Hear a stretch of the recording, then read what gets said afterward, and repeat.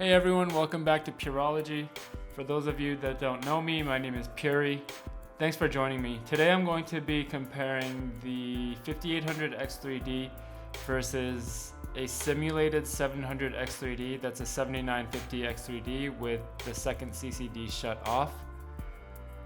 To me, the 5800 X3D is the most interesting and innovative piece of hardware I've seen to hit the gaming hardware market since I've been following closely for the past few years. Why do I think that? Well, first of all, it performs, okay? Otherwise, we wouldn't be talking about it. It performs on elite levels and does things in a way we've never seen before and has set a new meta for gaming CPUs. Second, it's a really important chip to me because of how it achieves all that performance. And like I touched on earlier, it does it in a way that we've never really seen before. If you've seen my channel at all, you've probably seen that I feature the 5800 X3D a lot. It is in fact the most featured CPU on my channel. And here are the reasons for that. You can pair it with any RAM or motherboard you really want and still get the same performance out of it, whether you go with an entry-level selection or an enthusiast extreme level selection.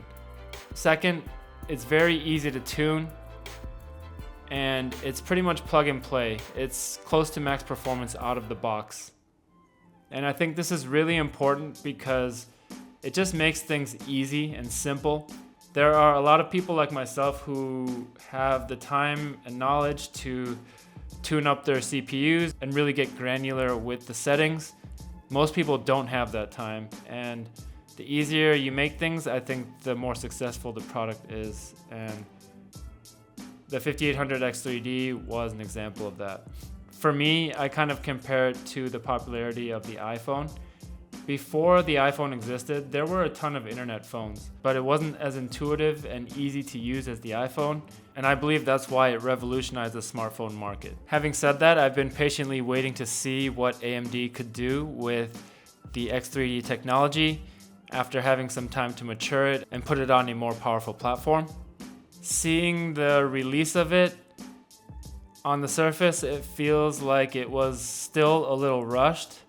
I was very shocked to see that the CCD priority is software linked and to Xbox Game Bar of all software, but so far it's been working all right, but that wasn't really a good sign to see. With the 7800 X3D incoming in a couple weeks, is it worth waiting for over the 5800 X3D? On my channel, you're never going to hear me say get this one over that one. What I do is try to do a non-biased comparison, present the data, and let you decide for yourself. So stick around and I'm going to show some side-by-side footage, then share results, my analysis, and my conclusion. Alright, so here's what I did to set up my tests.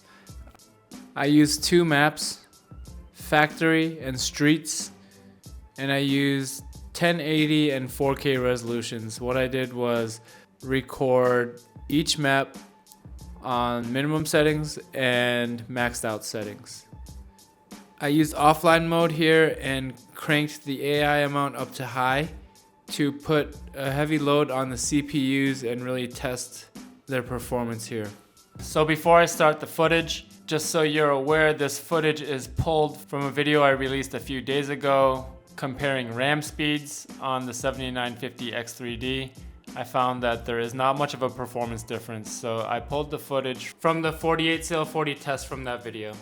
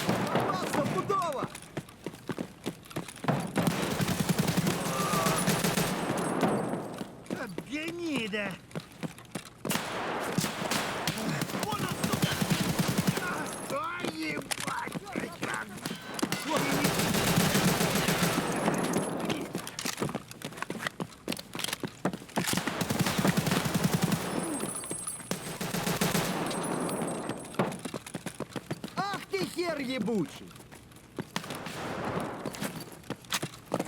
О, кепка ебаная! Ебать! А, блядь, зацепил!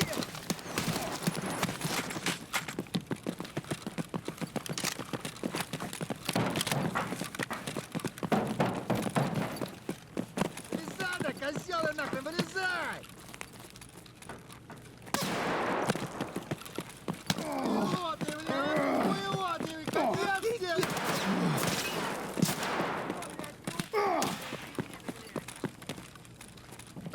Сдохни, тварь!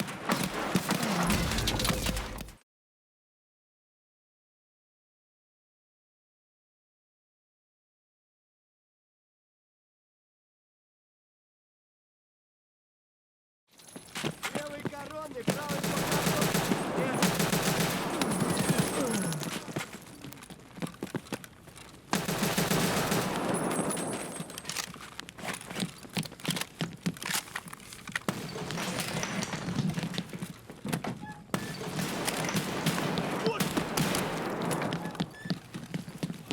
Да бля буду, я кофту его, пацаны! Ты засранец!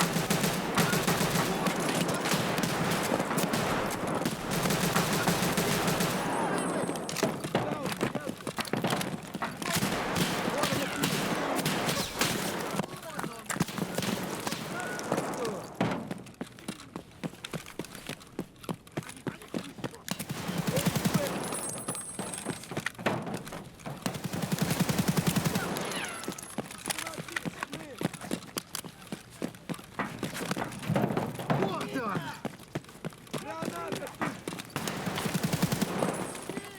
Ну что, неплохой день, господа. Уплыть!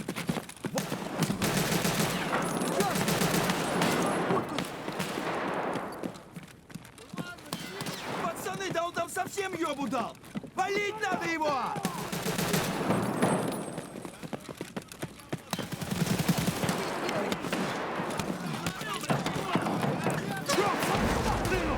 Я трахну, я тебя...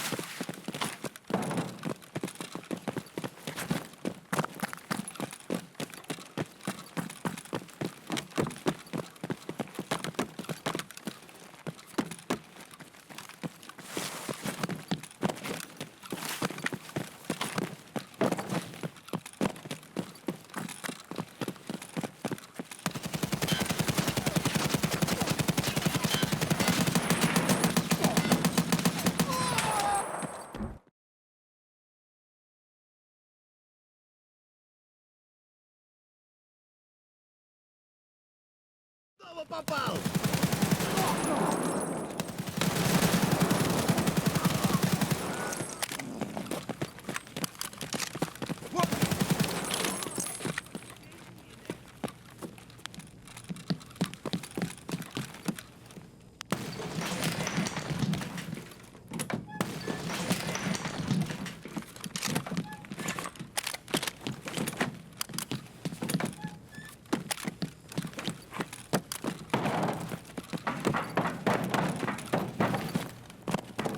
Вон он, вон!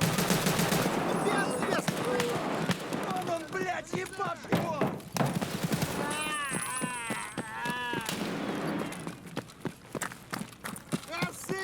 Сами!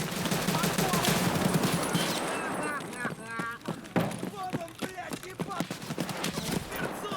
Вон он, вон!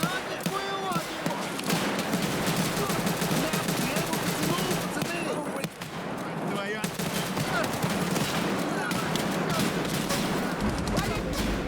Нет!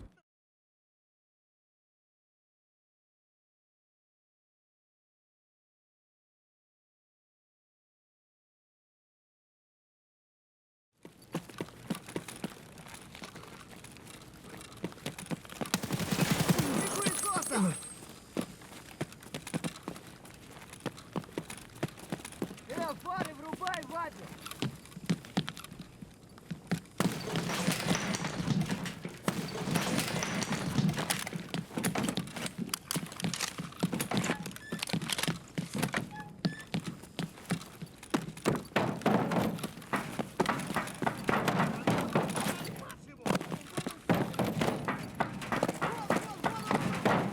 Ты петух!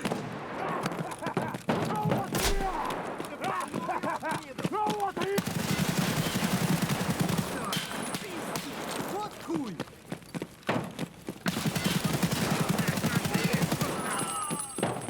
Вон он, вон! Я ему коцанул, пацаны!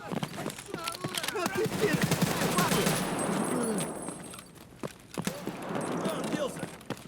О, кепка еб...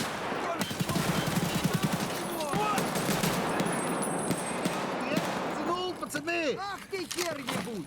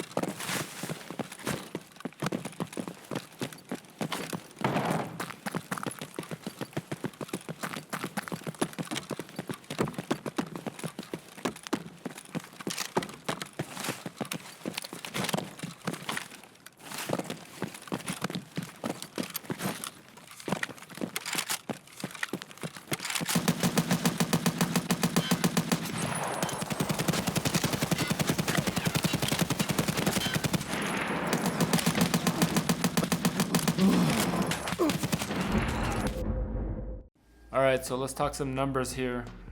On factory 1080 low, there's about a 13% advantage on the FPS average, 23% on the FPS max, 31% on the FPS 1% for the 7800 X3D here.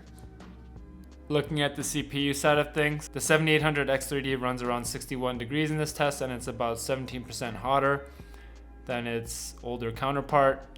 The 5800 X3D is using about 58 watts of power, while the 7800 X3D is using about 44. So the 5800 X3D is using 31% more power there. On the RAM usage, in this case, the 7800 X3D is using more, but in most of the tests, I saw that the 5800 X3D was using more RAM. So on Streets 1080 low, the FPS average was actually the same, 15% more on the average for the 7 series, and then 10% more on the 1%.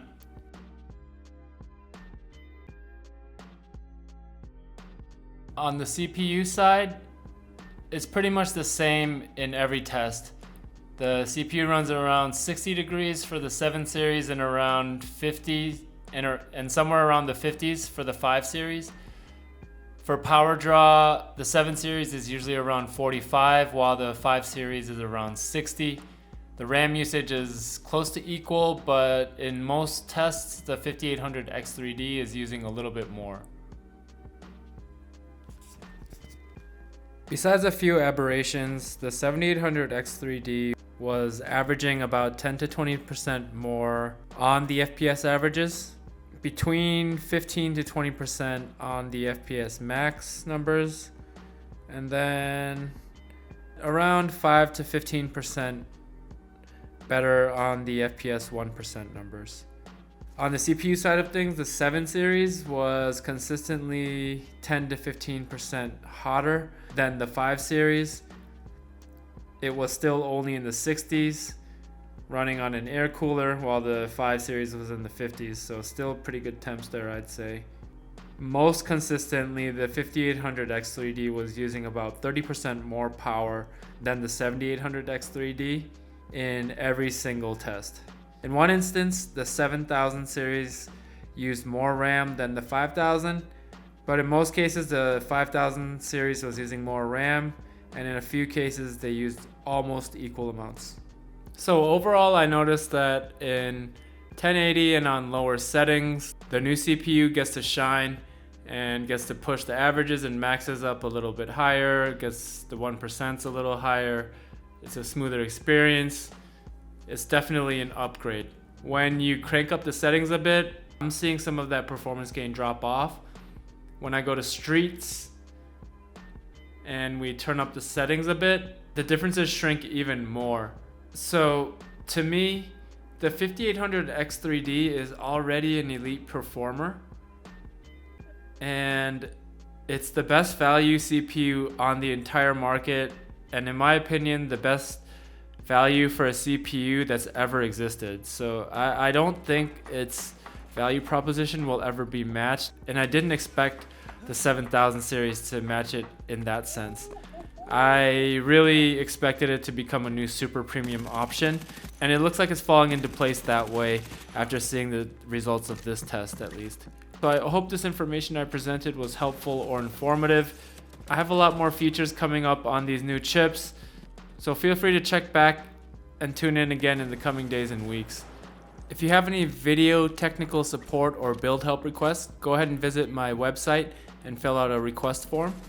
If you have any questions or comments, feel free to leave them below, or join my Discord server where I'm trying to grow a large, welcoming community of enthusiasts of all levels and types, and create a safe place for learning and sharing. As always, I want to thank you for choosing to spend some of your time here. It's great to have you here. I hope to see you around more often, and I hope you have a great rest of your day.